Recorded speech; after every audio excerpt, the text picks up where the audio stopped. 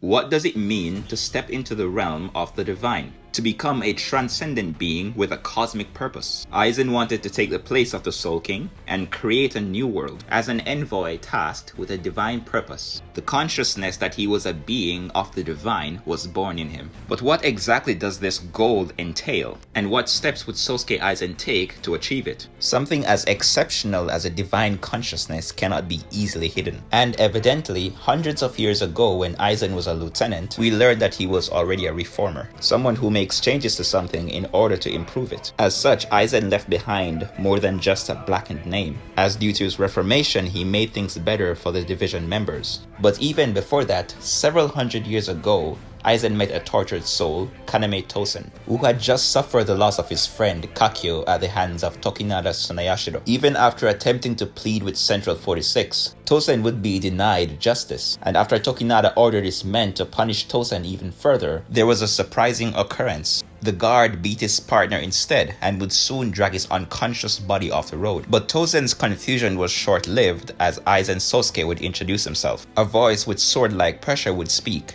I switched the water in their canteens for alcohol. When Tosen inquired about his nature, Aizen's response was, I'm just a fragment of the world that, in your despair, you burn with hatred for. Aizen, who could understand Tosen's heart, had an overwhelming power flowing from him, causing Tosen to perceive him as some sort of ancient deity, a god from a time long before, a primordial ruler. But even at this time, Aizen's goal was already in play. His choice of words were, at present, I am still but a humble soul reaper. This was merely the first stage of their partnership. But in order for Aizen to scale the heavens, overthrow the Soul King, become God, and create a brand new improved world, there were quite a few barriers to penetrate. The watchful eyes of the Soul Society, the 13 court guard squads, the vassals of the Soul King, Zero Squad, and his own conflicted heart, which I will get into later. To bypass all of this resistance, he would require a certain device, something which could remake the soul, and according to the Can't Fear Own World novel, could alter the very world itself,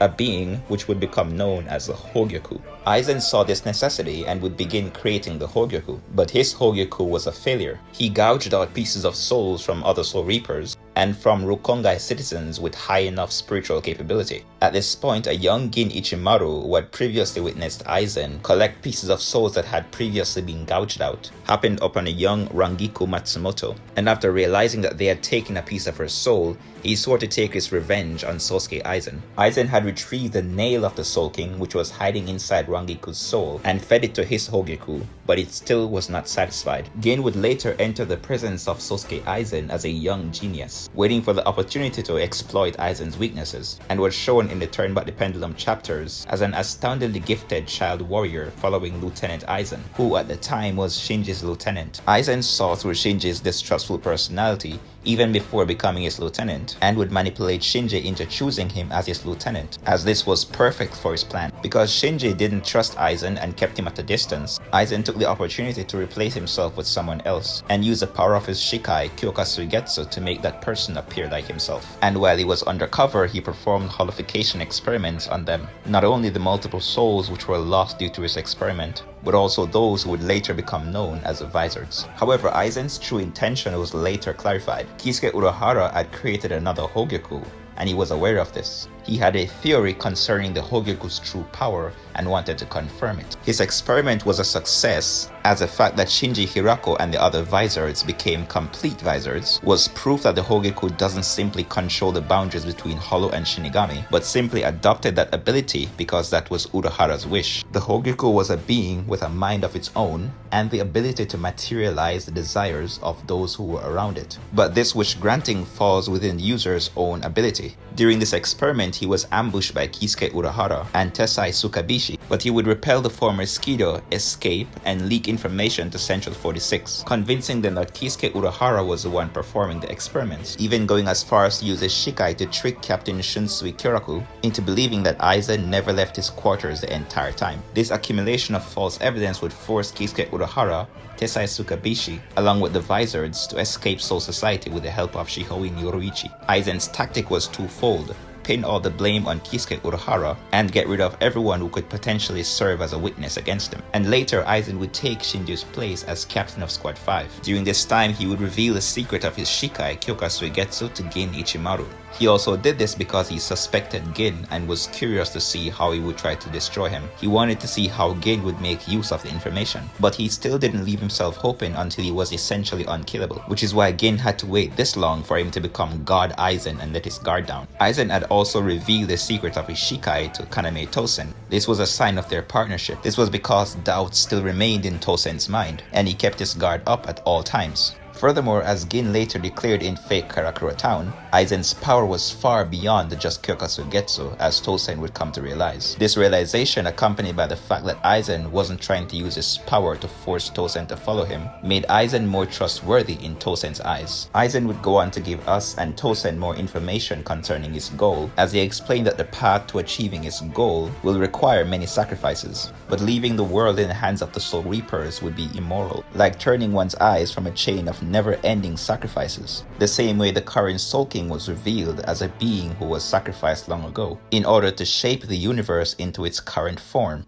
and then maintain the state of reality as a linchpin of the world against his will. And of course for Yhwach, this was even more personal, as the Soul King was his father. And in the Can't Fear Your Own World novel, we also learned that Ichibei Hyosube was planning to sacrifice Ichigo Kurosaki as a new Soul King. And to maintain the state of reality, someone must always be sacrificed. This is what Aizen was fighting against, why he intended to make a better world in which people would no longer be sacrificed against their will, by making himself that one voluntary god who would maintain reality forever. In fact, as we later learned in the Hell chapter, even the captains themselves will be sacrificed to maintain Hell. And just to show you how involuntary this is, the captains themselves don't even know that they're being sacrificed. And Shunsui, the only person who showed awareness of this, wasn't even certain. Although I believe a certain person who was there since the beginning of the three worlds, when the ancestors made a lid to cover Hell, more than likely knows Aizen the Reformer was against perpetual involuntary sacrifice, and would more than likely improve this aspect of the Bleach cosmology.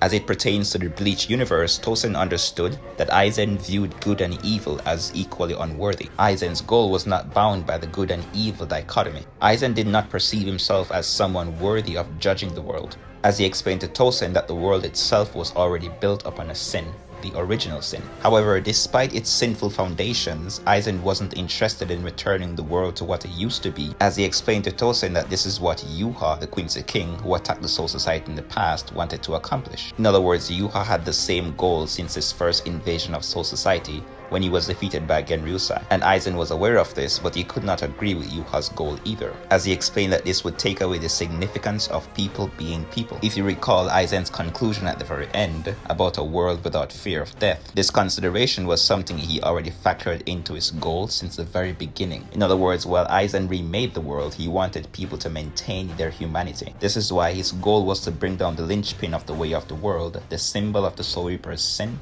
the greatest sacrifice, the Soul King in heaven. Aizen would go on to explain the sacrifice of the Soul King at the hands of the noble ancestors, and Tosen's spiritual pressure would stabilize, his doubts disappearing. Aizen would continue to carry out multiple holification experiments, and had already begun gathering his Espada forces to counter the strength of the Gotei 13. His experiments would also lead to the creation of Ichigo's inner hollow, White, and Masaki and Isshin's interaction with White, which Aizen allowed due to his curiosity, would lead to the creation of Ichigo Kurosaki. Ichigo's uniqueness, something to which even Aizen contributed, made Ichigo a very interesting research subject for Aizen, and ever since his birth all the way up to the point of their battle, he was observing Ichigo, determining which opponents Ichigo should fight based on their power levels, in order to develop Ichigo's powers. He also sent Rukia to the world of living to help awaken Ichigo's powers, and gave Renji Abarai the technology capable of tracking an almost undetectable Gigai. He also pretty much manipulated the incidents surrounding the Soul Society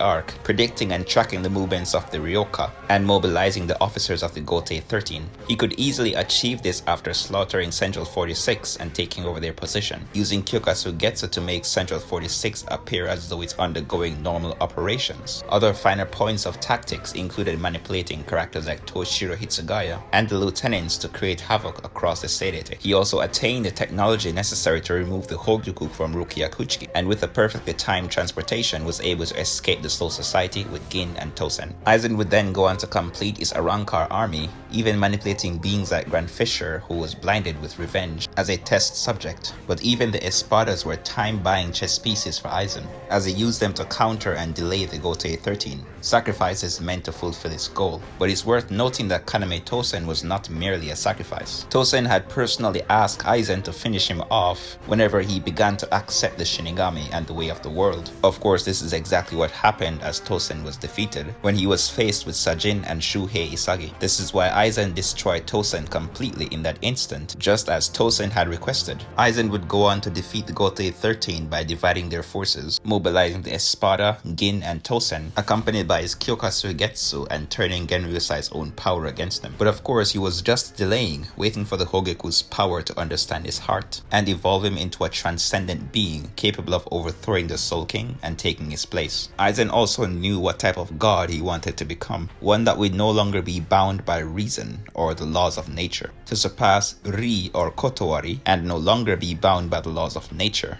Ri in this context would not be referring to your mind's ability to reason, but it would refer to the underlying principles of the cosmos, the laws of nature, as it was in reference to the cleaner which upholds the law in the Dangai. The character book would also confirm that Aizen was in fact on his way to the end of all reason, where he would become some otherworldly cosmic being, free from the laws which govern the bleach reality. This was Aizen's idea of a godlike status, which he would have achieved if he evolved all the way, and despite being pushed back by Ichigo time and time again, Aizen could have eventually won if he kept evolving. He even began to regenerate from Ichigo's Mugetsu. As Kisuke explained in the novel Death Saved the Strawberry, Ichigo had to use Mugetsu against Aizen. Furthermore, Ichigo's conclusion that Aizen lost his power not because the Hogiku rejected him, but due to Aizen's own deep internal wish, has far more support and confirmation beyond any other theory. The idea of Aizen's loneliness and his search for someone who could see things from his own perspective was made more evident as he clearly wanted Ichigo to get stronger and stronger by any means necessary, to the point where he could give him a good challenge. He was even willing to go as far as killing Ichigo's friends and hanging their bodies somewhere conspicuous, just to give Ichigo a rage amp and make him as strong as possible, because he didn't want to be the only person on his level. The character book Unmasked also confirmed that Ichigo felt Aizen's true wish through his sword, to become a normal Shinigami and not be isolated in the realm of power. This was a conflict of Aizen's heart which led to the Hogiku taking its power back from him. Aizen's true conflict in the end was his heart's desire to lose power while possessing a mind of the divine, a divine consciousness to gain power,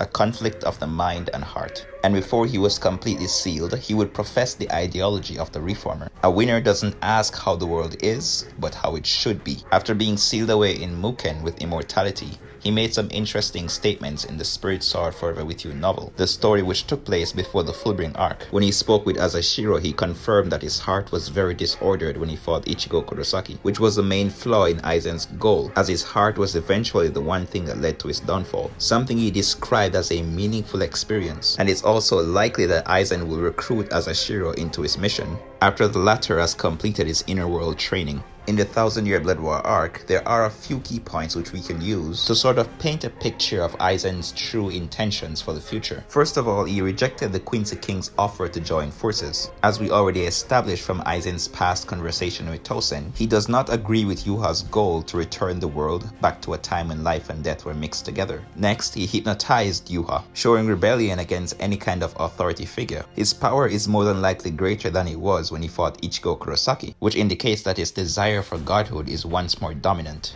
As such, his powers would be returned and likely amplified. Next, one of his most infamous statements ever, "Welcome to my Soul Society," which implies that he still intends to rule over the Soul Society. And as he declared before Soul King Yuha, crushing those who try to rule over him is always a reason to fight. And he would go on to support this declaration with his actions, as he provided the illusion and decoy, setting up Yuha for Ichigo's Getsuga Tensho. Not to mention the disgust shown on his face when he realized that Ichigo Kurosaki stepped in Royal Palace before him, and of course his use of the word before. So Aizen's goal was to confront his own heart, evolve into a truly transcendent being, take the place of the Soul King, create a brand new, improved version of the world. A world which opposes the perpetual sacrifice of the current one, and a world in which people can still be themselves. And let's not forget, he would be God. He became aware that he was in the realm of the divine. Cheers.